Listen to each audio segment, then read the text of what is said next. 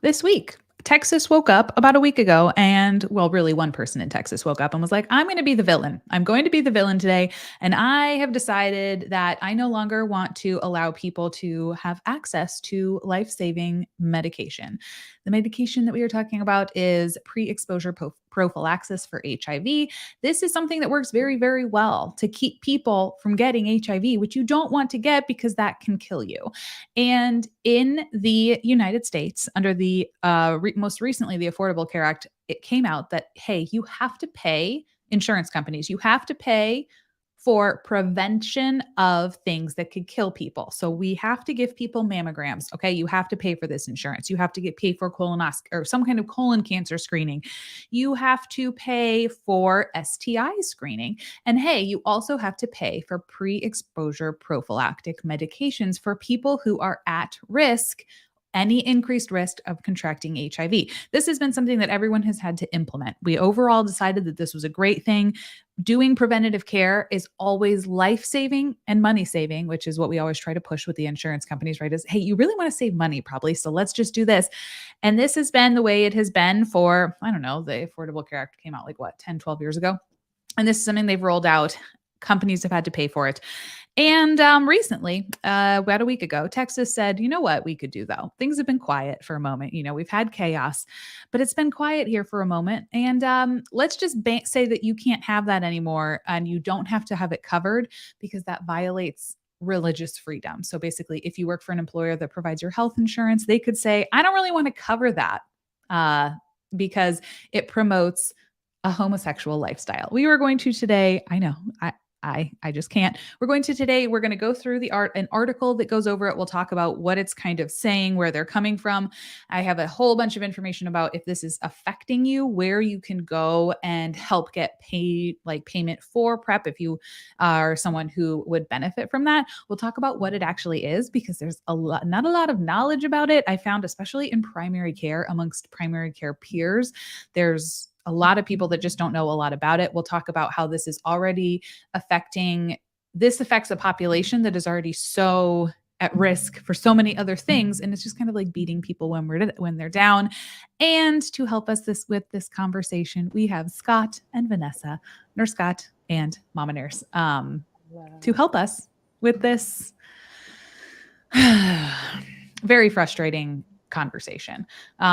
So we will in just a moment. Do you want to just not describe? I was going to say, do you want to describe yourselves? Do you want to introduce yourselves? We'll roll the intro and then we will get started.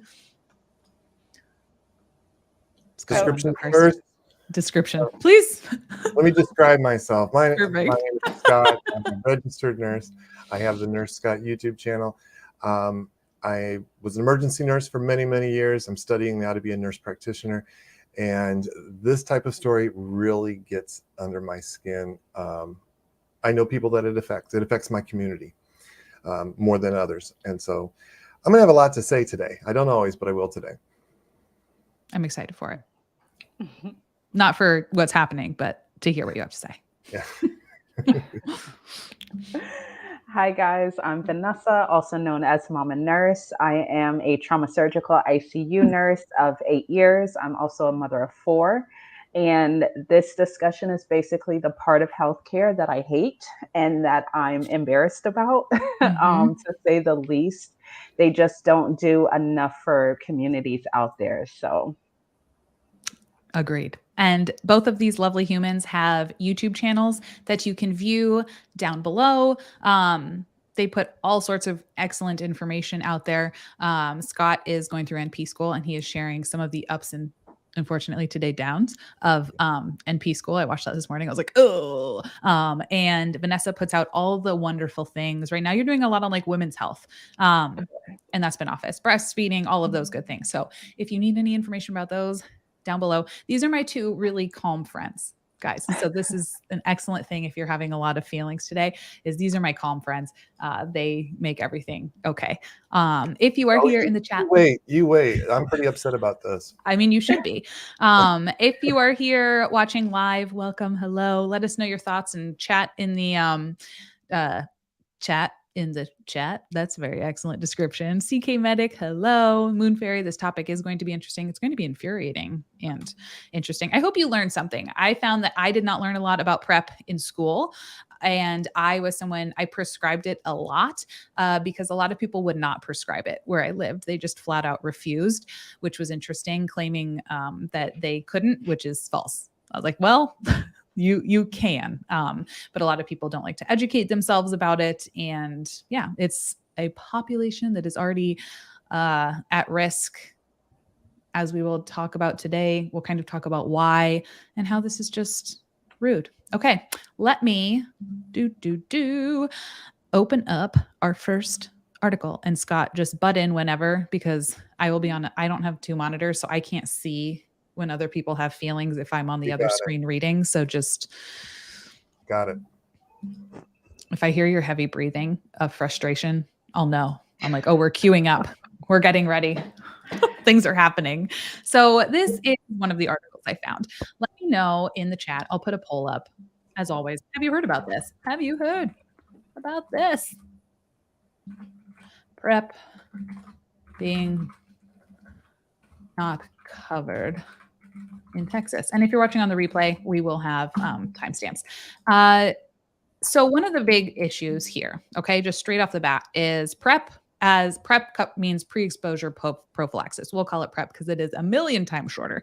PrEP is medication that prevents HIV. So people who do not have HIV can take this medicine if they are at risk, and we'll go over the risk populations, don't you worry. And there is a very, very good chance, I think it's like 96 to 99, depending on, like, you have to take it every day, that you will not get HIV. Now that it seems like pretty wonderful because you do not want HIV. HIV is what can lead to a ton of immunosuppression. It can turn over to AIDS as the late stage. And it's obviously something that we do not want to see. Numbers have actually been going down in the United States because there has been a big push to get PrEP out there, to talk about it more. And it's frustrating that right as that is kind of turning the tide, that this is happening, and it would make it harder to access because it is expensive. We will go over some of the costs. And then we will also, just to provide a little hope, there are we're going to cover ways to get it covered in case you live in Texas and you need access to it. There are ways to help, or if you don't, and you just need access to it, but you don't have insurance, or your insurance is, I don't know, not covering it for whatever. Okay. So religious employers need not cover PrEP in their health plans, federal judge rules, because they woke up and decided to be the villain. A federal judge in Fort Worth, Texas, agreed on Wednesday with a group of Christian conservatives that the Affordable Care Act requirements to cover HIV preventative drugs violates religious freedom. So again, this goes back to the Affordable Care Act had implemented like 10 years ago when it came out that said, it's not perfect. I have a whole series on the Affordable Care Act if you want to go watch it below and mostly get mad.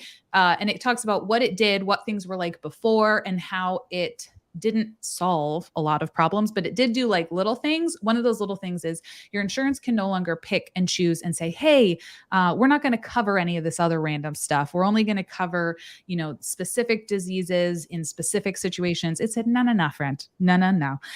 We need to cover all like a certain round of things. If the U.S. Preventative Services Task Force says this is a preventative thing we need to do, you got to cover it. Mammograms, colonoscopies, PrEP, STI screening, things like that to keep people healthy. And so as we go, they said, I don't think that sounds like something that goes along with my religious freedom. That actually violates it, is what the enemy is saying. And the court judge, the U.S. district judge, agreed. They said, yep, that sounds right. The federal government system, so the way they pick what preventative care is covered by the Affordable Care Act, violates the Constitution. Now, I am not like a law human, so I could not figure out where in their article, when I looked over it, maybe I'll do a deep dive and talk to a lawyer, what in that violated the Constitution. But basically they're saying, I don't like the way that the U.S. Preventative Services Task Force decides what's going to be like preventative and not. They do it by science, and maybe that's the problem. I can't hold back some of the snark today. Okay. I have some details on that if you'd like. I'd love them. Go for it. Okay. Let me get to my notes. So the first thing that I thought of when I heard about this was the Citizens United case that supposedly granted corporations legal personhood. So where a person has religious freedom. Now a corporation also has religious freedom. And that's not exactly true. Corporations were given, pardon me, certain rights back in the 1800s, and later it was clarified they don't enjoy all of the freedoms that individual persons do. So that's not why Braidwood Management, who was the plaintiff in this case, that's not why they were allowed to exclude coverage, because they had freedom of religion themselves. What they did was, this was based on the Appointments Clause of the U.S. Constitution that says that certain federal, high-level federal appointees must be duly approved. And the judge said that the officials at the United States Preventative Services Task Force, an independent agency, which the American Affordable Care Act said would create the guidelines for its preventative care to be covered. Those officials were not appointed by the president and the Health and Human Services, and that Health and Human Services now has no control over those recommendations because they're a separate entity. Therefore, the USPSTF has no authority to require PrEP to be covered, and it's all very complicated. But the rationale behind this is the rationale behind creating this as an independent agency is to separate health policy from politics. From politics. Like that failed in this case. They brought it right back in. So it sounds like basically they're saying, hey, this isn't constitutional because it's not part of something that's under government control, but it's not under government control because that was intentional so that people could not lobby to get their thing covered and not someone else's. So they said, okay, Braidwood, you are a privately held for-profit company, and you are not held to any government regulation that you religiously object to. It's the same. It's the Hobby Lobby case from back in 2014, I want to say. Yep, and that was over birth control. Yeah, and this is this includes birth control along with PrEP. Well, that's a mess. And I will leave all of the information and all of these links down below. Scott gave me a bunch. And then I have some other ones. So anything, if you're like wanting to if you're like, I don't believe you, or I want to just look more into this, by all means, I have links every single website that I have looked at for this. Because I only try to use ones that I can that everyone can read. I don't go on and I don't use like up to date for this or whatever, because like I know everyone can't look at that and that's not fair. So it's good to know why they made the decision instead of just assuming, oh, corporations have personhood now. That's really not in detail. That's not it. The result is the same. This company can decide we're Christian, and to us, Christian means not covering this on the insurance because it encourages a lifestyle we think is sinful. Which we're going to even talk about, because that's just one very bigoted and ridiculous, but also like it affects so many more people. Like even if you want to like be the worst and be like, oh, well, you can't have it because this pushes the gay agenda. It's not just that. But even so, you shouldn't be able to target a specific group because this affects so many much more people than even if you work for a company that is religious. What if you hold the insurance for your entire family and you have a child who needs PrEP? Like your 21-year-old son, whatever, needs PrEP, your 21-year-old daughter, then they won't be able to get it. And because it's a choice that their parent made and works there, it doesn't make any sense. CK Medic says, great explanation. I thought that was an excellent explanation too. Thanks, Scott. You're welcome. Anything else, or shall I proceed? I'm done for now. Okay. Let me see. Did this show back up? No, bring it back. Okay. Perfect. So the O'Connor's ruling. So we're going to meet some interesting characters here. Okay. O'Connor is the judge. Ruling threatened sexual access to sexual and reproductive health for more than 150 working Americans who are on sponsored healthcare plans. It is likely to be appealed by the federal government. So right before this started, we were talking and I said, what are the actual implications of this, of them saying, hey, if you have a employer who says on our health plans, we're no longer going to cover this, where does that, is that enforceable?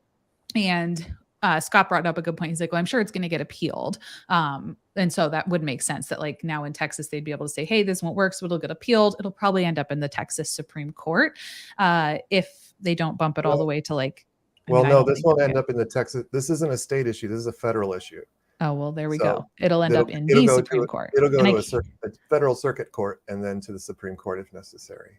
Oh, I hate everything. Well, And I would say that it's fine. That won't pass. But recently we've seen a lot of things pass in the Supreme Court. I'm glad you're here, Scott. I'm like, Yeah. my legal, well, I'm always glad you're here, but my legal, I got you. prowess is not, it's not, I watch a lot of LawTube and apparently it's not helping me. You got to subscribe to Legal Eagle. We'll plug Legal Eagle. Yes, I like Legal Eagle, Emily D. Baker, all the things. And so it could go all the way up to the Supreme Court. So we don't want that. That's not ideal. This lawsuit is the latest in a decade of legal challenges to the Affordable Care Act, many of which have run through this judge's courtroom. In 2018, O'Connor, the judge, ruled that the entirety of the Affordable Care Act was unconstitutional, which is bold, a decision that was struck down by the Supreme Court. So there we go. They brought that up and they were like, no, friend, sit back down. At issue in the class action lawsuit is a 2020 mandate requiring healthcare plans to cover HIV prevention, known as PrEP, free of charge as preventative care, just like we would cover all other preventative healthcare. In the suit, a group described Christian business owners and employees in Texas arguing that preventative care mandates violate their constitutional right to religious freedom by requiring companies and policyholders to pay for coverage that conflicts with their faith and personal values. So that is awful. Basically saying, we don't think that we need to cover this because we don't like you, is essentially what they're saying. And these people... Can we pick that apart for just a second? Because yes, religious freedom, these people conflict with my personal values. Just religious freedom, at least my interpretation, is meaning that you can do whatever it is religiously that you believe in. So if you don't believe in doing certain things, you think they're sinful, you don't do them. If you think you're only going to heaven if you do other things, then you do them. And you can teach your children to do those things, but it doesn't necessarily mean that you can influence your neighbors to do those things or do things to prevent other people from committing that sin. Now, there's a lot of overlap because some things they think are sinful are also illegal, like prostitution, but other things they think are illegal are immoral or sinful are perfectly legal between consenting adults, like sex between two men. Or sex outside of marriage. They're talking about that too. And that's why contraception isn't so great, because it encourages people to have sex outside of marriage. STI testing, we don't want that because you don't need STI testing if you're in a monogamous long-term relationship. Then, but that's not religious freedom. That's forcing other people to live according to your religion. It's the opposite of religious freedom. Exactly. So that's why it's always odd to me that they make that argument that that if we do something to care for people who hurt themselves doing a sinful act, let's say it is, I don't think they hurt themselves, but let's just say it that way. You know, you go out and you do a sinful act and you come back with some kind of an infection. You did it to yourself, but we're not going to take care of you afterwards. I mean, that's not very Christian. That's not, I mean, I'm not Christian anymore, but that's not the kind of Christianity I was ever taught. You know, Jesus didn't go to the lepers and say, hey, you brought this on yourself. You know, just throwing that little example out there. So it's confusing to me why it's a religious issue in the first place. How is it religious? How is it morally wrong to provide care for someone who is already who is either already gotten a disease and needs to be screened for it, or help someone prevent a disease because of something that they're doing, even if I don't it. Yeah, I can't. It doesn't. I really think they're just using religion as a screen to be able to be super bigoted and evil. Like, what can we do that would be like just pull more rights away from people who are already marginalized?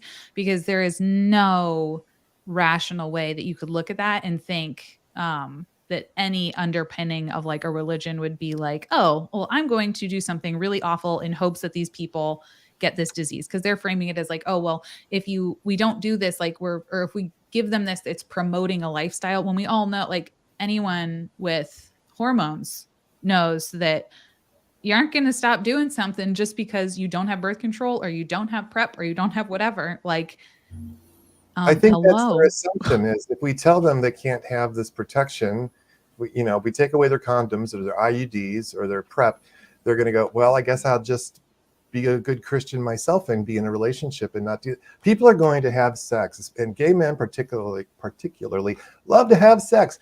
Like, for God's sake, in the 80s, when people were dropping dead like flies, the gay community got together and decided we need to find a way to still have sex.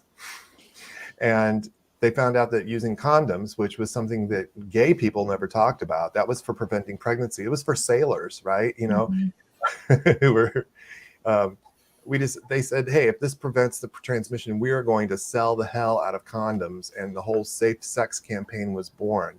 They will find a way. There are certain urges in the human body that will find a way. Life finds a way, as they said in Jurassic Park. So this is not going to stop the behavior they think it's going to stop. It's not going, just like outlawing abortions isn't going to change women's minds and saying, oh, yeah, I'll have the baby. I mean, I was on the fence, but now that it's not legal, yeah, they're still going to find a way to do what they want to do. So this is very short-sighted. This is very short-sighted in that regard. And affects more people than they think, because I think that, like, it sounds like the people who are writing this are only like, oh, well, this is obviously only affecting gay men.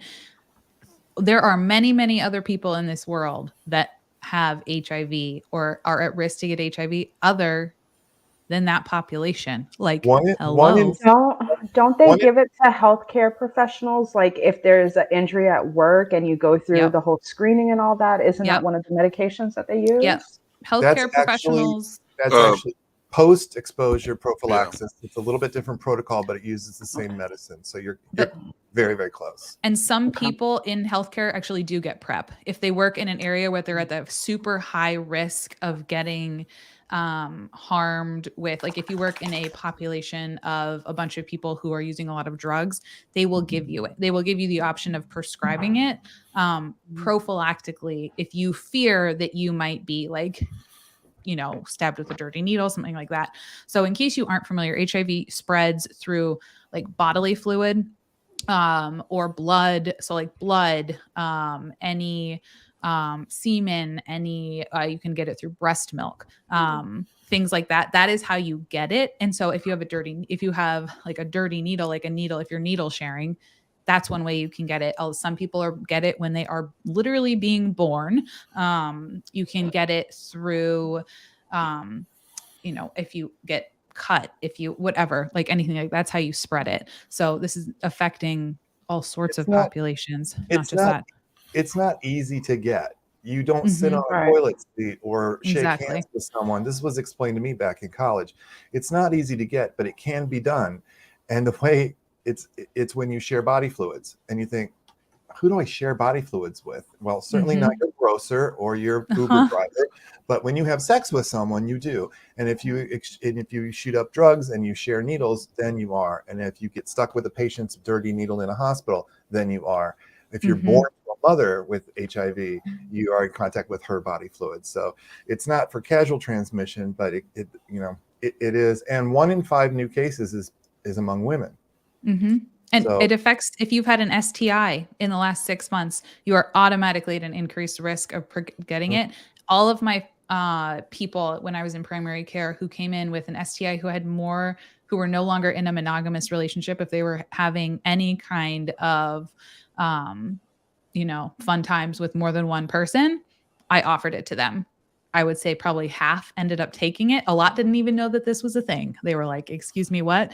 Most of the time their comment when they were like, oh, I'm not gay. I'm like, oh, I know. I know that. Like, this is where we've gone wrong in this conversation. Like, this is for many other people other than that. CK Medic said, I guess sanctity of life doesn't count when it comes to preventing fatal illness. It doesn't really count once they're born, if we're being totally honest. It's like I was explaining this to somebody. I said, if you think about the mentality, it's saying, I'm an employer. I'm required to provide health insurance, which includes preventative measures, and we want to prevent disease because preventing disease costs a lot less than treating a disease once it develops. Okay, so we prevent disease. We want to, do screenings for certain kinds of cancer. Prevent it. Oh, wait, but that disease, we're not preventing that one. Yeah. No, that one we're fine with paying. That one we're not preventing, and it's this close to saying, if you get it, you deserve what you get. Yep. And that's why they said they would pay for the preventative services, was not because they care about humans. friends. It was because it's so much more expensive to pay for things on the opposite side. They were like, well, this financially, like, it makes more sense. I can't. Mel said, yes, it's 100% bigotry. Saw a clip of a pastor saying PrEP is part of the gay agenda. Like, seriously, if saving lives is the agenda, sounds like a good one to me. You can't convert, like, you can't get them to join your church and become straight. Exactly, Mel, if you don't let them live. Short-sighted. And then, yeah, that was the other thing. It's hard to save their soul if they die. Yeah, exactly. So you might want to keep them alive anyway. Also, Cal has joined us. If you haven't met Nurse Cal. So he's back from vacation. He looks sad. I came in today because, like, I've had about a week to think of this. We talked about this a little bit at the end last week, and this is both the correct decision under the law, even though I hate it, but this decision is going to stand up, not just because there are 6 Republican judges.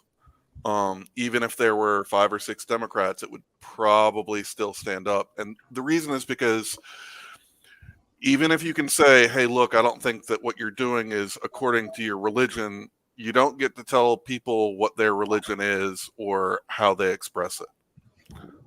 Even though I think it is complete and utter BS that corporations, which are not people, unless you're apparently Citizens United,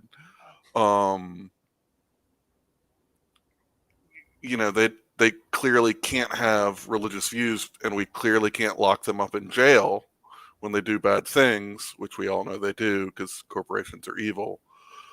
But the bottom line is going in line with Citizens United, going in line with the Hobby Lobby case regarding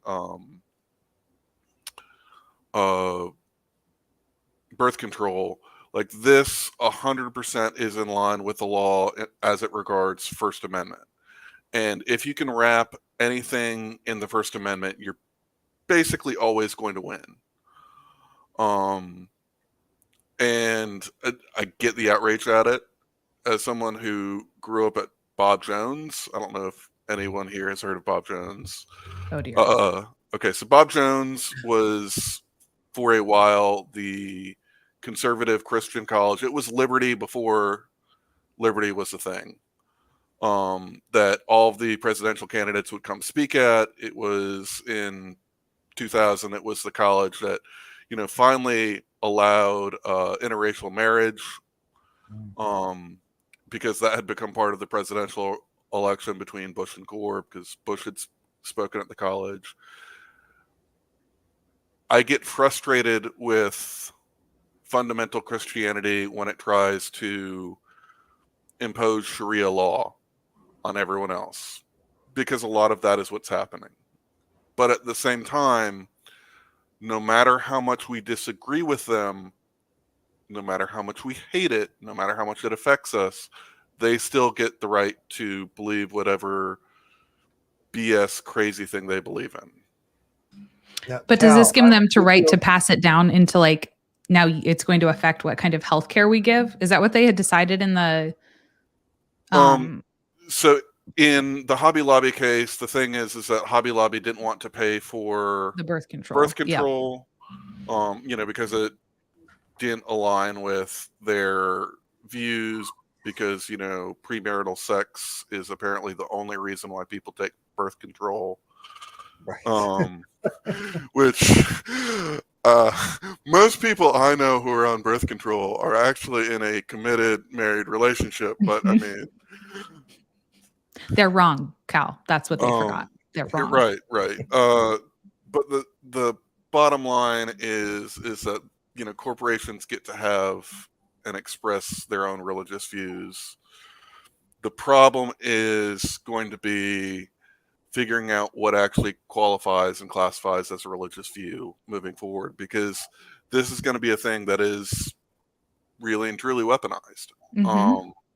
Because if you can find a way to pay for less and a way that affects your bottom line, then corporations are going to find mission statements to try and, pay for less, because that's what corporations are there to do. They're there to make money and have the least expenses. Yeah. So Cal, Goodbye STI screening. If I can give you just a little reason to hope, we had just talked about the basis on which the decision was made, and it really wasn't so much that a corporation has religious freedom.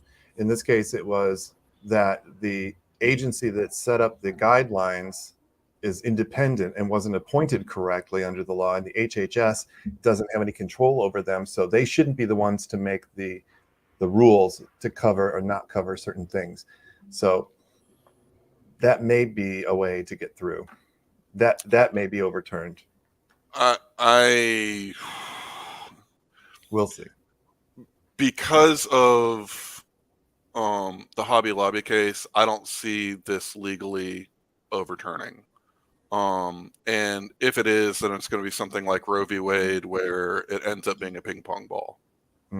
I believe. And then we'll have states that actually do state law requiring such things within the state, like we're seeing abortion laws going state to state. I don't think we'll see that. Mostly because there's at least currently federal law in place. And as it regards the law, states can give more rights, not less. And this is a case of, the First Amendment basically trumping everything, legally speaking. But I don't think it was based on the First Amendment. We can talk about it more offline, but I don't think it was the foundation is in the First Amendment. I think it's on the Appointments Clause. So that may allow the states to do some more. No, because the PrEP 100% is still always going to, no matter what government it is, right? Whether it's state, whether it's local, it doesn't matter. Like, governments shall not make any law regarding religion. Like this is a big thing. This is why there are so many cases that cover religious freedom. Off the top of my head, I woke up a bit ago, so I'm a little bit groggy, and I've got to work tonight. But this is not something that's going to change. Are you saying that? Oh no, go for it. Because it falls back to the First Amendment, whether it's state government, whether it's local government, whether it's an agency making the rule, it doesn't matter which part of the government is doing this, because it falls under as a First Amendment protection. Right. It doesn't matter. There's not a way around that one. Mm-hmm. Unless you get to the point where it's legitimately oh, well, it's my religion to kill people. Which I know that sounds ridiculous, but that's kind of the point that you have to get to. That when the First Amendment protections start to break down. So are you saying kind of that even if this one doesn't go through, a different one will come through, kind of in the form of, to strike it down, taking more of the Planned Parenthood approach or the Hobby Lobby approach? I'm saying that this ruling is going to end up standing up.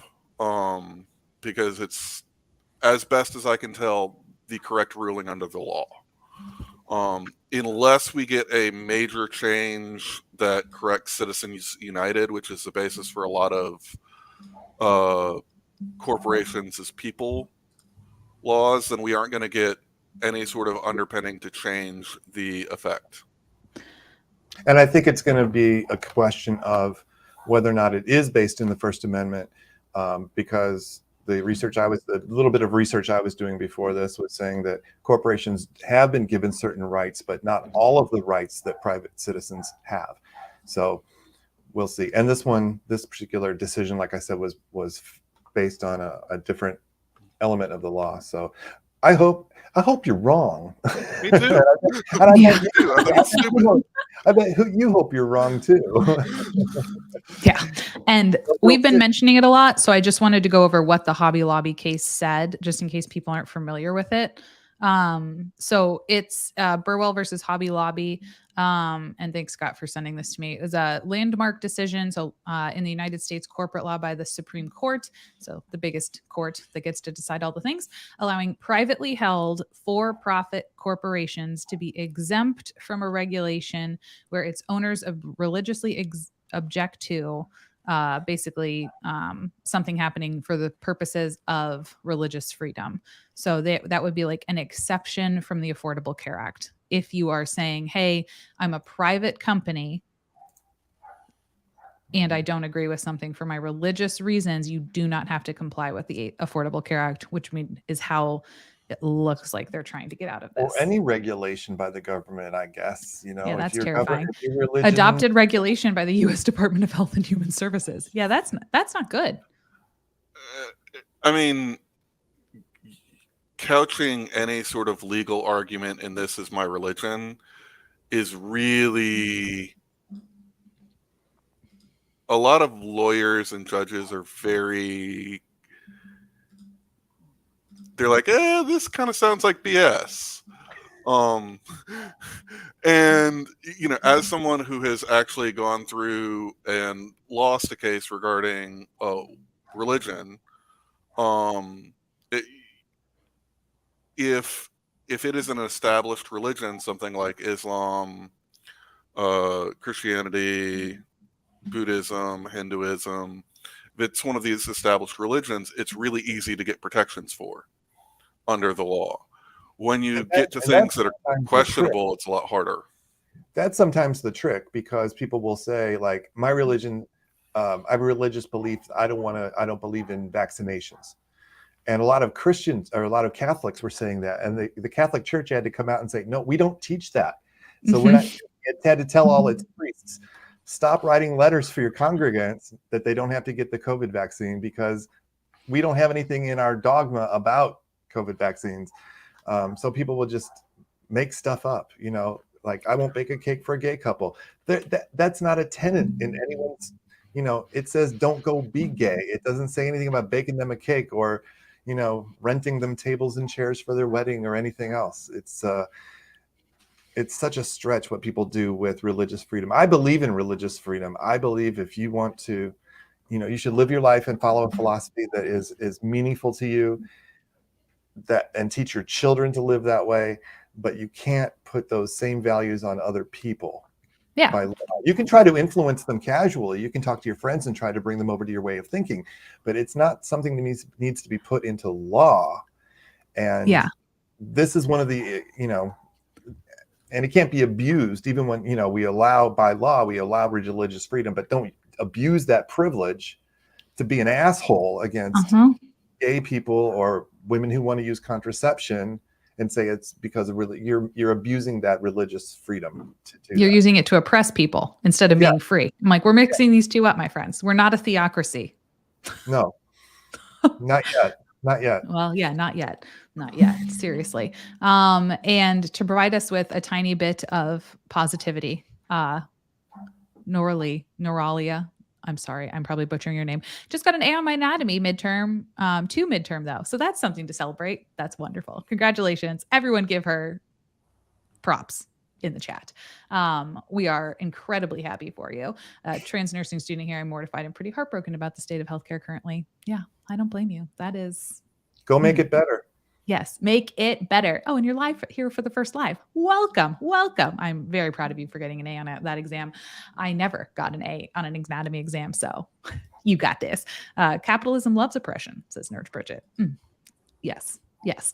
CK Medic has excellent advice. Congrats, Norley. It's heartbreaking and infuriating, but don't get discouraged. We need people who care to keep entering the healthcare fields. Yes, we also need people who can read, which is not me, apparently, today. Yes. Keep practicing. Keep practicing. I'm going to keep practicing. I'm teaching my child, so we'll learn together. You got that Hooked on Phonics book I sent you? Got that. And I also got a brand new, like the Osmo thing with my daughter where I point my magic wand at words and it reads them out loud to me. So one day I'll get there. We'll get there. Okay. back to this article. So we have O'Connor, who's the evil judge. Okay. Villain 1. And then this whole lawsuit was filed by Villain 2. Okay. Villain 2 is Austin attorney Jonathan Mitchell, the legal mind behind Texas's civilly enforced 6-week abortion ban. So that's where we're at. We're in cahoots. Yes, exactly. He was like, you know who else I can screw over? Perfect. O'Connor threw out several of Mitchell's arguments, but agreed that the U.S. So this guy was like coming at him with everything, and he's like, those are really sketchy. But I agree that the U.S. Preventative Services Task Force system, that is evil, for deciding what health services are required to be fully covered under the Affordable Care Act. That is unconstitutional, because if you ever heard of a evil group of little people, it's the people at the USPSTF, awful. They are the people who we should be trying to take down amongst everything else. They want to save the lives of the worst people. They want to keep you from getting colon cancer 5 years earlier. They took it from 50. Maybe this guy was up for a colonoscopy at like 50, and then they bumped the age back to 45. And he's like, dang it, no, I won't stand for this. This is unconstitutional. At a high level, this lawsuit is part of a larger pushback against the government's ability to regulate, said Allison Hoffman, a law professor at Penn Carey Law at the University of Pennsylvania. And then also asking what happens when regulations and religions clash. So kind of exactly what you guys were just talking about, Scott and Cal. What happens when these two meet each other? One of the plaintiffs, Dr. Susie Holtz of Katy, often sues the government and elected officials over politically charged issues. That seems like a good use of time, including fights with the GOP state leaders over emergency COVID-19 orders and attempts to stop the Harris County from expanding voter access. Oh, well, those are good things. Okay, go Dr. Hotze of Katy. Go, good for you. Everyone should be able to vote. That sounds good. And so basically that is the basis of that. PrEP reduces the risk of getting HIV by 99% when it is taken as recommended, according to the U.S. Disease CDC. There's a lot of large names in here. We're going to try to narrow them down. In spite of the assertions by other Christians group in Texas, the CDC also says that 1 in 5 new cases are in women, not in men who have sex with men. So, but they don't care about women either, probably. So they probably saw that and they were like, excellent. Less of those evil temptresses. The virus does not choose who it can infect anymore, said Dr. Sutash, an infectious disease specialist. So why a particular demographic is being targeted is a mystery to us. It's not a mystery to me, but maybe that's just me. And contrary to what the lawsuit asserts, PrEP does not facilitate or encourage homosexual behavior. CEO of Prism Health North Texas and former public health director, PrEP prevention research shows that its use does not increase sexual behavior, risky behavior, or cause people to have more sex or use more drugs when using it. This is well studied.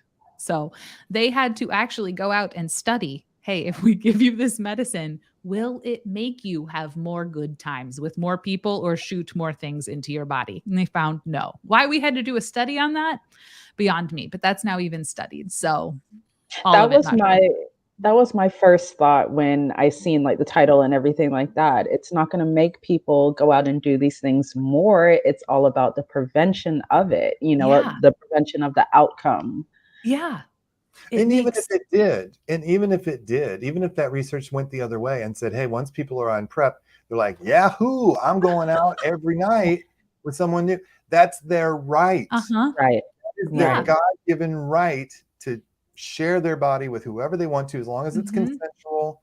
And if we can do something to make that safer, if we can do something to prevent an unwanted pregnancy, depending on what organs those two people have, then we should do that. It's the thing in healthcare. This goes to the providers who won't prescribe it because they don't believe in it or whatever. You have the ability to do something to help someone else. And you have the duty to help someone else by virtue of you being a provider. For you not to do that is unethical. If you're a bystander and you can help someone and you're a bystander, but you really don't have a duty to help them, that's kind of, morally in a gray area, okay? But when you have a duty to help your patient, you have knowledge and ability to write a prescription that will help them, but you don't. That's immoral. That's unethical. It's malpractice. Right. And if you think this does not happen, I am telling you, I lived somewhere where I had countless patients and had many conversations with other providers who, first of all, they could not get it other places. And then I got a reputation around town that I would prescribe it. And then I started seeing a lot of people who said that time and time again when they had asked for it. So first of all, you shouldn't even as a patient have to ask for it. This should be a conversation that's ongoing where your healthcare provider identifies like, oh, it was asking you routine questions. We're very nosy and it's hopefully for your benefit. I want to know what you're doing with who, how much, not for judgment purposes. So if your healthcare provider is ever asking you like, what types of things are you doing with what kind of people, how often, it's not because they're like having a weird moment. It's like, hopefully in a good situation to help you to see, so they can be like, oh, okay. So just so you know, in this situation, like I am going to recommend, like, here's an option, here's some statistics. Let's pull out of data, like some kind of infographic, and let's review it. Like, hey, you may be someone who benefits from this. But in these situations, I had countless people come in and ask me for it, saying, I know I'm at risk. I would like this. I've done my research. And they had endless providers say no, that they did not agree with that. They did not approve of that lifestyle, or they didn't think they should have to get screened for STIs. Like they would not order STI screening. So they had to go to the health department because that's not something you should really be doing if you were, because you're not married. So we shouldn't even have to worry about that. Or like they just, they were like not willing to entertain that. So having lived in a place that's like that, yikes, like this is happening. And it's not, I feel like I didn't know before living there that this was something that I was like, well, of course you wouldn't, like there would be no stigma around prescribing this, but that's not the world we live in and not the world that a lot of people experience. So if your doctor's asking a lot of details about your private life, then that's why. Yes. If they start asking for pictures, that's weird. They're being creepy. Okay. Yeah. So there's a limit. Just so there is a boundary there. But you're right. They shouldn't have to ask for this. It's like step. If you're at high risk for blood pressure, you don't have to ask, is there a pill I can take to lower my cholesterol? Right. Right. The provider should be providing it. Did you know I can give you a medicine to reduce your cholesterol? Do you know I can give you a medicine to control your blood sugar? Do you know I can get you a vaccine to prevent COVID or prevent meningitis or prevent shingles? You don't have to ask for everything. That's their job. Again, I agree with you, but the issue here is corporations are evil and providers aren't given enough time to actually see patients to do the work that they're supposed to be doing. That's true too. This is a McDonald's line. Oh, 100. That's what percent why I don't work in it anymore. Because I was like, I literally cannot, because I know what you need and I can't give it to you. So, and Teresa, I totally agree. Some people are just very creepy. But most of the time, as long as it's not, if it makes you feel uncomfortable, something's probably weird there. And also your healthcare provider should probably preface it by like, here's why I'm going to ask you all these questions. Like ready, set, go. And it shouldn't be the first thing out of their mouth. I try to save those. I usually warn them. I say, we're going to ask some really intimate questions, but we're going to warm up first. Okay. We're going to just ask some get to know you questions before you start giving me all sorts of other information. Okay. So there's the basis of the argument. Anything else we want to add on kind of like what came out, anything like that? I feel like we kind of covered what it generally did. Next, we're going to look at people who are affected the most, because once again, this is covered. It's the most at-risk, usually populations who are affected. And when you say at risk, it's just like everything. These people tend to have many different things stacked against them in general is kind of what we're looking at in terms of like, when we say like the most at risk. This is probably as good a place as any to remind everybody to talk about this. People that you don't even think need to hear about it, because you might mention it to someone at the dog park and they don't have any need for it, but then they have a friend who has a gay son, and maybe they aren't sexually active, but maybe their parents don't know. Yeah, just getting the word out can trickle down to the right people. And there are public, service campaigns to try to get this out, but a lot of places are kind of in blackout areas. That kind of information just does not get to them. So talk it up, especially all of you who are healthcare professionals. Talk it up. so that other healthcare professionals know about it, and just spread the word and tell them to spread the word. We are going to be a great people. By the time, if you keep watching my live streams, you're just going to be a lot of fun in public. Okay. By the time you're done being like, do you know about nurse patient ratios? And they'd be like, I actually do. You're like, do you know about HIV risk? And can I talk to you about PrEP? And they're going to be like, wow. Lady, I just met you in the grocery store line, so maybe we could talk about the weather first. Yeah. You're like, I've got a whole lot we can talk about. Let me go down my checklist. Let's talk about it. Oh my gosh.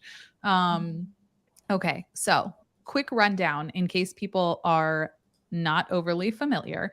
I thought we could review really quick who HIV affects the most, because if we're trying to prevent it, like, let's see who is this. PrEP is obviously going to most affect people who are at a risk of getting HIV. So who is getting HIV? So we can like take a step backwards and be like, okay, so who is this really affecting? And remember, it's not just the people who work at these companies, it's like their family members. Okay. And a lot of people, like, because even if you're like, well, if you were that, if you, you know, wanted that, then you shouldn't work at this company. Well, remember, it doesn't just affect people, it affects all people. Everyone can get this. And those people also sometimes carry insurance for other people. And this is just ridiculous. So the incidence of HIV in this country, it has overall decreased. So we're on the right move, because I think in the last couple of years, PrEP has really become a lot more talked about. At least I've seen it more talked about. I worked med surg on a like liver GI unit, which had a lot of people using intravenous drugs. And when I first started 11 years ago, not many people were on this. And then by the time now, like, I had a decent number of people that I prescribed it to. And I feel like it's kind of trending, which would make sense in the decrease in numbers.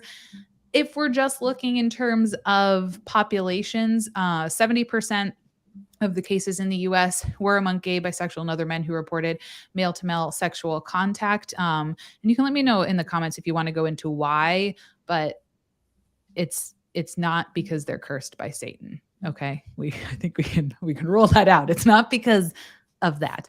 22% were amongst heterosexual contact. So shocker, people can get it other ways. And 7% were amongst those who are using intravenous drugs, again, from like needles and stuff. This was going down. This is something that once again, affects Black people more than pretty much everyone else in the country. So we have 12% of the population in the US that identifies as Black, but they take up, they're 41% of the people who have HIV. So obviously not that this would be you would want those numbers to correlate, right? If you would want it to be 12% of the population is this. So we have 12% that are affected by it. And once again, it's skewed. A lot of that is from not having access to care, not being listened to, we just know there's a lot of systemic racism within it. So this is even further affecting those people. We saw that once again with like abortions, pretty much everything where they go in and ban things. This is going to affect people in the BIPOC community and the LGBTQ plus community first. Transgender women are at more risk. They're at a 14% risk of developing HIV. But if you are Black and a transgender woman, 44% chance in your lifetime, almost a 50% chance of getting HIV. Not good. 26% if you are a Hispanic transgender woman. And the rate of HIV goes up with the less money you make. So if you make more money, you probably have more resources. You're probably more aware that something like PrEP exists. You can pay for it if you don't have insurance for it. And if you are lower income, or your family, your household is lower income, you have a much higher risk of getting it. So who Liz, are we looking at? One thing, it's great to see the numbers going down. And I'm sure we could look this up. I don't know what it is. I'm sure PrEP plays a part in that. I'm sure PEP plays a part in that. So people that get exposed, either occupationally, or maybe they had a one-night stand and they're like, I'm not sure. Post-exposure prophylaxis, in case you aren't familiar. Yep. Yeah, the after, it's plan B for HIV, basically. Or they have sex with someone that tells them afterwards they're HIV positive.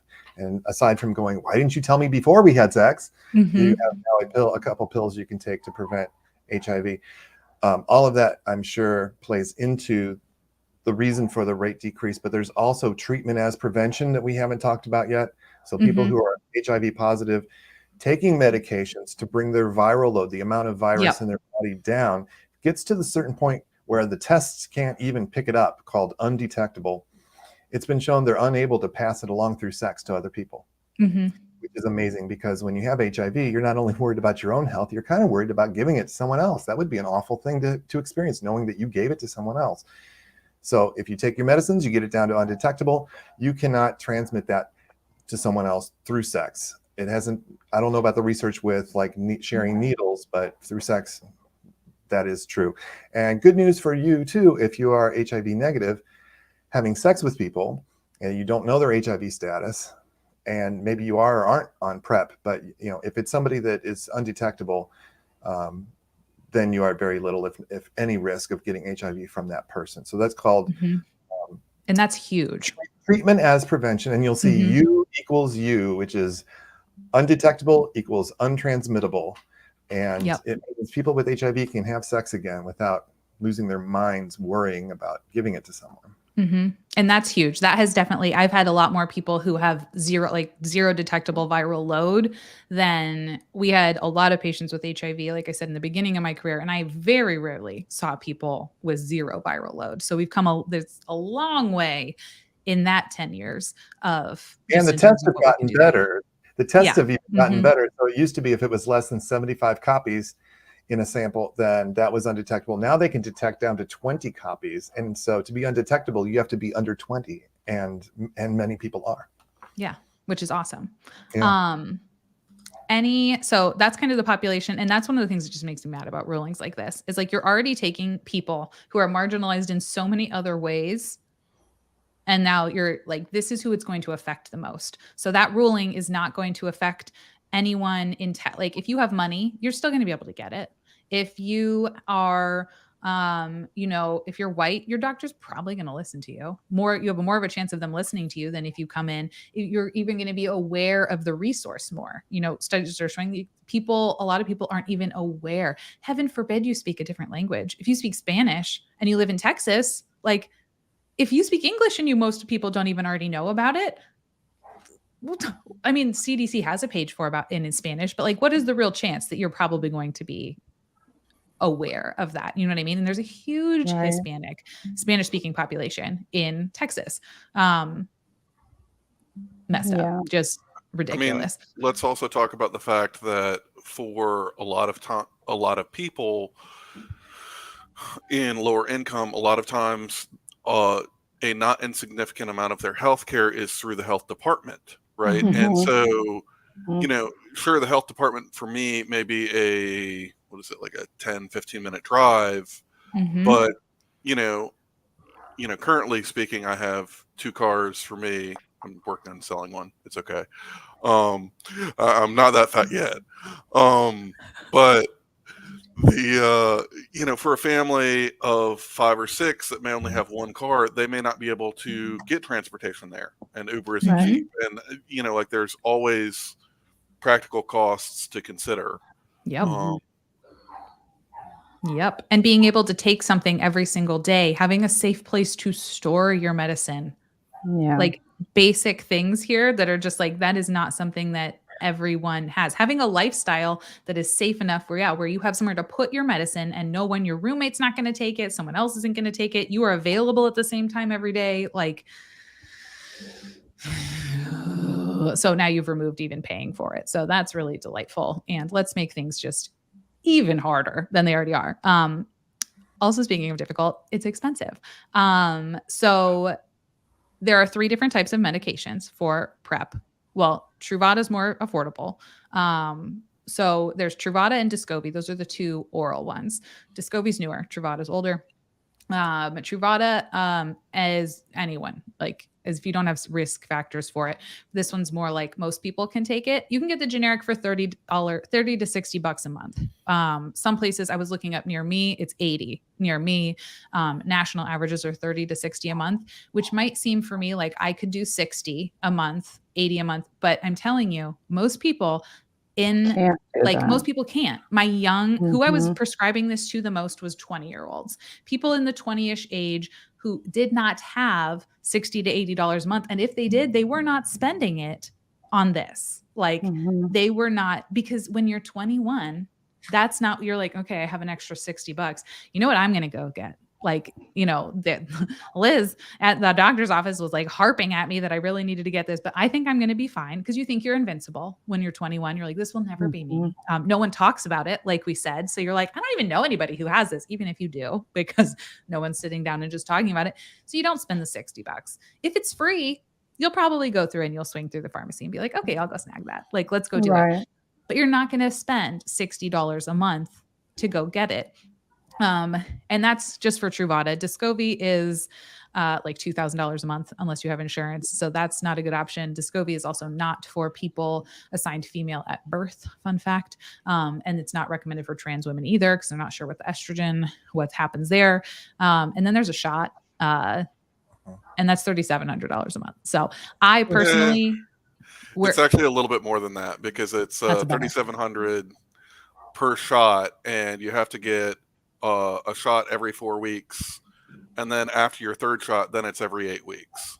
That's the worst. I never prescribed the shot because no one ever wanted it. I mostly did Descovy, just because of who I was mostly giving it to. If they had a once every 6 month shot, that'd be exactly going back in every month. Yeah, no one. Right, we talked about it on the sheet, and most people looked at that and they were like, "I could take a pill." I'm like, "Yes," and they were like, "Yes." Like that's where the conversation ended. Exactly. I had some patients who were a little bit older who didn't have insurance, who took Truvada, but they were like more of an age where they cared. They not that they didn't care when they were younger, but they were more like this was a priority for them. A lot of them were in relationships, monogamous relationships with someone who was HIV positive. Some of them were in heterosexual relationships. Some of them were in homosexual relationships, but they didn't, obviously. They were like, hey, I'm just going to take this. Even though your viral load is low or non-transmittable, they still took it. Again, not in our target population like we were talking about, but this stuff is expensive. And so with it being covered, it has to be free. And so what this whole case is talking about is they're no longer going to cover it because they're saying that's against our religious freedom. And people get preventative screening and preventative medication when it's free. And as a primary care provider, I can tell you they do not do it when it is not. That's the first question out of their mouth. How much is this going to cost? Okay, then I will do it. If it's if there's a cost associated with it, they're not going to do it. They're just not. And as a reminder, if you're looking for PrEP, if you're talking to people about PrEP, always please remind them they can get PrEP for free, whether they have insurance or not. There's getmyprep.com. There's a lot of other programs. Like there's a lot of great ways to get PrEP for free. A lot of times you can go through the health department, and the health, I mean, there's a lot of great ways to not pay anything. We're getting there. So let's talk about that next. Or let's really quickly, I want to just go over who's at risk, and then we'll talk about how to pay for it, because there are lots of other ways, which did give me a tiny bit of hope back when I was reading through this. I'm like, this is making me sad. What can we do to make this any better? And then I was like, oh, okay, there's good people out there who are looking at this. Okay, so people who are at the most risk, in case any of you are watching this and you're like, is this me? It might be. Let's find out. Let me share this one. Oh, that might not even pull it up. Nope. Cal had to bolt. Uh-oh. Bye, Cal. Bye, Cal. Maybe he needs a nap. Oh, I think he said he had to work tonight. That was the worst. Working night shift and just always being tired. Yeah. It still gives me kind of I liked nights. That was my preferred shift just because I liked the people, but it does still kind of give me a sinking feeling in my stomach. Yes. When I think about it. Yeah. I did it for 5 years, and I can't lie, it worked really well at the time, but had to stop. Yeah. Yeah. It was yeah. Okay. Here it is. Okay. So is this something that you might be benefiting from? So these are people, we're going to just basically, the point of this is not that we need to prove that this isn't just for gay people, but this is not just for gay people, but also if you're gay, you should still get healthcare. I think that's what Jesus would want. Is PrEP right for me? Okay. So if you have had anal or vaginal sex in the last 6 months and you have a partner with HIV, so that's a lot of people that I saw were in that category. You do not consistently use a condom, or you've been diagnosed or transmitted with an STI, gonorrhea, chlamydia, syphilis in the last 6 months. Because if you have been diagnosed with one of those in the last 6 months, your chance of then getting HIV goes way up. Fun fact, not fun fact. You inject drugs, or you have your partner injects drugs or has HIV. You share needles. You should be taking it. Or you have been prescribed post-exposure prophylaxis and you are continuing, they say a risk behavior. This is going to just go back to like if you are having unprotected sex with a lot of men who have sex with men, if you are doing any of these other activities and you are not having protected sex. I told a lot of my young people, like my people who tended to be young, like if you are unsure of, like if you're just out there kind of having a great time and you're not using a condom, first of all, you should, I would recommend that. But if you're not, you might want to just consider this because you don't know. You never, ever know. And so you might want to. Can I say one thing? Consider it. Yes. Everybody does it, and you just did it. You talk about, if you're out there having sex with a lot of people, you don't have to have sex with a lot of people. You can have sex with a few people. You can have sex with one person. Very true. The more people you have sex with, and the more risk. The types of activities that you do put you at higher risk. But just having sex with a number of people, it's not like once you hit the 1,274th person, that's when you get HIV. You could be the first person if it's under the right circumstances. I appreciate you pointing that out because that's absolutely true. I mean, it can just be one person. No slut shame. No, none at all. But yeah, and the reason of that is just the more people you interact with, the more likelihood you are, as with literally anything that is contagious, that you're going to get it. So those are the main people who we really look at. Everybody who is pregnant gets screened, usually for HIV, just to see. And now we've come a long way with that. Even like it used to be like if you had HIV, you weren't allowed to give birth vaginally. Now, if your viral load is low, and Mama Nurse probably knows way more about this than I do, like you can. I think you might even can you breastfeed if your viral load is 0? There are certain medications, and if you start taking them early enough, they say that it would be safe to breastfeed, but it all depends on like when the mother finds out and if they're taking that medication or not. Okay. That makes sense. That was always one I was like, your OB is going to be a great person. Please go talk with them. Don't ask me that. Okay. Now, and if anyone in the chat has any questions, that you would like to ask that you feel like you cannot normally ask, you can ask. And we'll decide if we can answer them. If not, we'll show you where else you can find your information. Let's look at the only silver lining of this, which is hopefully these places that you can get it will get like a little bit more attention and get some more donations, because a lot of people are doing a lot of great work in order to help people get this medication, because it does save a ton of lives. So maybe getting this in the news will spark conversations. That's what national news. So even though it's a crap situation, having people in some part of the country go, what's this PrEP business? Have you heard of this? They're talking about medicine to prevent HIV. You know about this? And that's like the only silver lining I can think of, is that this is becoming more of a conversation where it historically has not really been much of a conversation at all. So paying for PrEP, most insurance plans, yes, have to cover it through the Affordable Care Act, unless you live in Texas where people are, going off the rails. If you do not have insurance, so this is people who a lot of the times who like are in the gap, they can't afford medicine. They don't have it through their employer. They can't afford it through the the marketplace, but they make too much to get Medicaid. This is a population I saw a lot of because they were young, right? They're young. That's when we could kind of do that cash option. But I think maybe one ever paid cash for it. But I was able to get some people some services by going through any of these that are listed here. This website is listed down below, Ready Set PrEP. gives you a PrEP at no cost to those who qualify. Basically, you have to show that like you don't have insurance and you need it. Copay assistance programs. This can help lower the cost of PrEP medications. I've had a lot of people get Truvada for free with that one. Descovy is a lot harder to get at a discount because it is newer, but Truvada has been around a long time. So that hasn't been as difficult. Viv Connect offers a program to help pay for PrEP shots. Again, that was never I was able to use other things to get pills for people that they wanted them, but that's always an option. And some states have PrEP assistance programs. Some programs offer PrEP medications, while other clinics will cover labs and tests, and some will cover both. So you really just have to check if you're doing this one, like what your state offers. I practiced in North Carolina and there was not a whole lot, and that's not going to shock people. Maybe in like California where Scott is, there's more.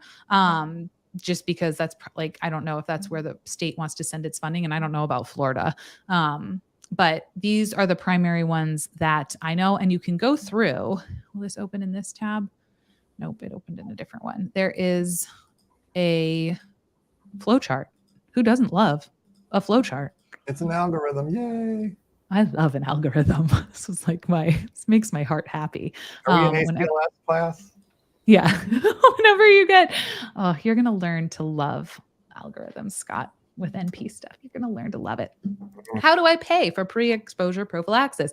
Do you have health insurance? Yes or no? This will show you. I used to have this printed out at my office, and it was just an easy way to see, who is going to help pay for your lab test if you don't have insurance, or if you do, how you kind of can go through it. Is your income below this? You're best to do it here. If not, you can kind of go here. So it's just helpful. I linked this one down below as well, and it has all of the different resources and different ways that you can get things covered. Gilead is the company that makes Truvada. So they have a thing that's where I've gotten a lot of people to have it covered. A lot of really good links down there. And this kind of goes into the poverty level, in case you don't know that off the top of your head. So that is how you can help get it paid for, which is awesome, because a lot of people are hopefully going to need that. And we can get this over to them. So it is, for once, not something where we leave you in existential dread. It's where we say, this is really awful, but we have a direction for you for once, to be able to be like, we have some kind of a solution, which is great. I'm happy. And yes, AP nurse, why are we punishing people for having sex when we don't provide proper sex education? Because apparently they want us to live in like a Puritan society. Essentially. I don't have any other. It kind of all goes back to insurance. When you think about it, insurance is going to make money off of people being sick. So regardless of who it's going to help and who it's going to benefit and keep the world healthier, they're going to do what they can do to get money in their pockets. Mm-hmm. And I'm sure corporations can pay less, It is cheaper to prevent than to treat. So you would think the insurance companies would be on the other side of this. Mm-hmm. Yeah. Trying to prevent everything. Yeah. And like, I'm sure these companies, like, I wonder if they can go to them and be like, hey, we don't want birth control or, this gay pill. They probably don't even know what it's called. They're like, there's the pill for the hoes and then the one for the gay people. We don't want those. The birth control and the PrEP. Yeah, those ones. Those are the ones. Yeah, it'd be really cool if the insurance companies came back and said, we don't write policies that don't include all of those. Wouldn't that be nice? You'll have to go to another insurance company and try to find one that excludes those. And then the next insurance company going, no, the industry standard is to actually cover PrEP and all of these other things. And it'd be nice if they couldn't find anyone to provide that kind of insurance. Yeah, somebody will fill that gap, because capitalism. As we know, insurance they don't care, as with everything. We're like, oh, here's the most up-to-date guideline of how we've learned to keep people alive. And they were like, that's fine. Let's use the one from 50 years ago. And once it fails, we'll come back to this one, maybe. Or and you write me a stack of paper. Them more, because it's going to cost us more to take care of your employees if we don't screen for these things, because we're going to have to pay for it on the back end. So this insurance is going to actually cost you more. Yep. but I don't think it'll probably turn out that way either. No. And what you need to do if you're ever in that situation, Scott, or anyone, mom and nurse, we can all, whenever you're faced with insurance companies, what do? We ask, what's your name? Because when I'm held in a lawsuit for why I was not able to prescribe this patient the appropriate treatment, I just want to make sure you're included in this document so they can contact you when they sue me. Mm-hmm. And that works sometimes, not every time, but it usually makes them like stop and they're like, what? I'm like, well, you're telling me you're not going to let me give them the appropriate treatment according to the most up-to-date guidelines. So I just want to have your name. So that you can be subpoenaed. Yeah. So that you can come with me. Can we consider that a clinical pearl? I love that. There's your clinical pearl. And that is. And, that kind of goes for everybody. We talk about complaining in the hospital and getting what you want and, that kind of thing with your insurance company. Because one thing came up, there was one website said it was an article about this that said there are ways to have this paid for if your insurance doesn't cover PrEP. And it took you over, I think, to the Gilead page. Mm-hmm. And then Gilead was talking about how they have a program if you don't have prescription coverage. And I'm like, well, what if you have prescription coverage, but not this particular drug? Mm-hmm. Will you cover it? So that was unclear. So that's something, and this is all very new, as in the last week. So if you find yourself in a situation like that, talk to the Gilead folks and say, hey, I understand I don't qualify because I technically have prescription drug coverage, but my employer is a Christian asshole and he doesn't want to do this. Will you cover it for me then? And if not, can I talk to your supervisor or someone else who may be able to make an exception? And don't take no for an answer. Keep going. You'll eventually maybe have to take no for an answer, but don't take no for an answer at the very beginning. Mm-hmm. And can we also just note the fact that the name is Gilead and like this is the conversation we're having amidst everything. If you don't watch The Handmaid's Tale, Gilead is the land that they all live in, where they went back and like stripped everyone of all their rights and you couldn't do anything. So I just thought that was ironic. I was like, well, here we are. This is an appropriate player in this game. Although in this version, I don't know if I wouldn't say they're the good guy, but they are on the more okay side. Well, yeah, but I've also ranted about Gilead in many negative ways for other things. Right now, they're okay. They made this, and this is great. Good job, Gilead. It's just neutral. It's the person is the group the organization you may have to interact with. Yes. In this situation. Yes, and they're on our good side today. No, and I've had many, I've had many people get their insurance or get their PrEP covered through Gilead directly. I've had a lot of success with that. I've had a lot of success with a lot of those different ones, and going there. Okay, final thoughts. Anything else? Questions? It's not just for the gay boys. If you are a woman and you enjoy having sex, there's nothing wrong with that. And you may even take birth control pills because you don't necessarily want a baby every time you have sex to have fun, and there's nothing wrong with that. You may want to consider protecting yourself against HIV as well as pregnancy. Talk to your doctor. Ask about PrEP. And I think a huge population too that we often don't talk about in this is people who are bi. Because that is also a huge population that I saw, like had these conversations with, and they never had, they were like, oh, well, I'm not just doing it. I'm like, no, but yeah. If you're a guy and you also have sex with men and you also have sex with women, having sex with women doesn't mean you're not at risk for the things that you're at risk for when you have sex with men. Yeah. And women, if you're having sex with men, sometimes they don't tell you when they're bi or if they've experimented or any other, whatever they call it. But they don't always tell you everything. So maybe it's worthwhile to think about protecting yourself against HIV, especially if it's covered on your insurance or if you can get it for free. Yep. I don't know. Maybe let's talk about the side effects. I don't think there are many. There's like some like joint pain. I forgot. I had it on like a handout that it had all my information. I tried to find it. I had like a whole printout that I brought in like scary laminated things whenever people were like, I have this. I'm like, I have worksheets. I'll be right back. Everybody I know, everyone I know who takes it, I've never heard anyone talk about bad side. I've had like some joint pain, some headaches, but most of the time people they have great kidney function. Truvada, you have to have good kidney function. Like most of the time they're fine. Like that is not usually the issue. And always ask people, this is something too, that if you have someone who has been with someone a long time and all of a sudden they get a positive STI screening, or they come in for that, this is also a good conversation to have sometimes if they're staying in that relationship and there might be their partner is starting to do other things, because you will run into that and it's not a fun thing. And yeah, but this is something that affects everyone, because you can get it all sorts of different ways. And yes. Okay. Brittany McDonald says, I love Scott. This is the snarkiness I need today. I agree. I like snarky Scott. Oh yes. Matthew, it's been quite the chat. All the feelings. All right. Anything else, team? Oh, no, I just hope that, Texas rethinks this and, thinks about the communities and how we can really prevent and help people have a healthy lifestyle. Mm-hmm.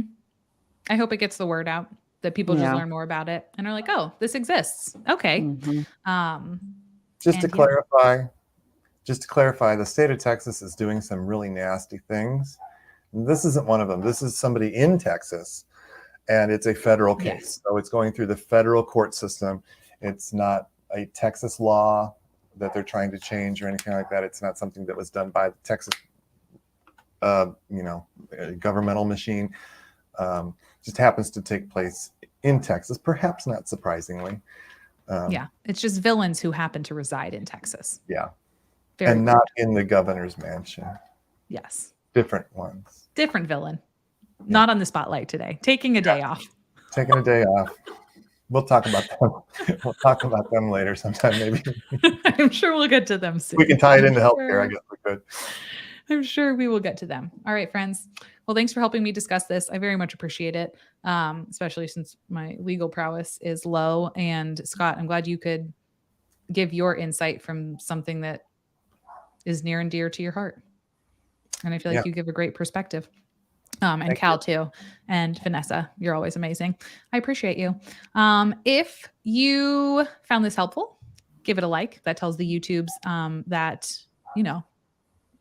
that you like this, it was helpful, and it will tell it to go share it with more people. Maybe it will find my brain for me. It's missing. My children are not sleeping at night and my brain, it's not working. And good luck with school. I hope that it goes a little bit better, Scott. Thank you. And yes, if you are, I don't know we have one more, what was I going to say? I have a snarky email to reply to. I'll probably do that. I don't know. Maybe as a surprise live on the weekend, we'll find out. It'll be fun. In response to the Minnesota strike, some emails fell in my inbox, which I love when that happens. So perfect. And yes, as a clarification, this is not all Christians, all religious people being the worst, but both of these people are using religion as a weapon. So I think that's a good caveat to add, that like not everyone who believes this is acts that way. If there were gay people who were doing really crappy things to other people, I would talk about the gay assholes involved in that situation. And just in this case, they are literally using their religion as a asshole. Yeah, which we don't appreciate. And they came out and said that they're using their religion as a weapon. So like they came out and said it. So if you're using your religion to be bigoted, then we're allowed to call you a Christian a-hole. No offense meant. No offense meant. I respect your right to be a Christian. Do you respect my right to be not be? Exactly. I think that's where the problem comes in, is when you push your religion on other people. Like if you do you, friend, but me do me. Let me. Okay, friends. Thank you for being here. I do hope that you have an excellent week and know that you are not alone. You absolutely are very much enough just as you are. I'm telling you, my brain is gone, and you can do hard things. All right, friends. Goodbye. Oh, where's this? Perfect. Somebody's puppy. Scott, is that your puppy? Not this time. Oh, Vanessa? I don't have a dog. I don't know what you're. I have so many questions right now. Are your children barking?